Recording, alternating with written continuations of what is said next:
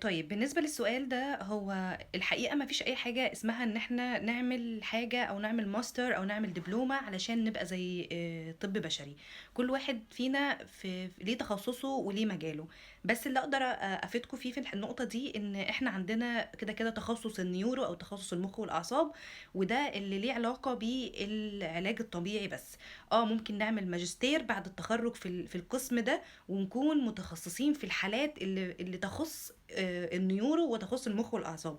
بس احنا مش زي طب بشري، يعني مش احنا مش اللي بنكشف على المريض ونشخصه ك كأمراض لها علاقة بالمخ والأعصاب، أو نكتب له أدوية أو نعمل له عملية. ده مش دورنا، احنا دورنا التأهيل ما بعد التشخيص. ممكن تقدر تشخص أيوة، بس مش هتقدر تكتب روشتة، مش هتقدر تعمل عملية وهكذا. فعلشان بس نبقوا واضحين، مفيش حاجة تخلينا نكمل دراسة علشان نبقى زي الطب البشري. فلو محتاج تبقى زي الطبيب البشري من الأول، ادخل طب بشري. سواء هتكمل في علاج طبيعي فمن بعدها تبدأ في الكلية، أو إن أنت ممكن ما تكملش في علاج طبيعي وتدخل طب بشري خاص مثلا. ده الحل لغاية دلوقتي اللي موجود عندنا في مصر. بس كده معلومتنا النهاردة خلصت، أشوفكم في فيديو جديد.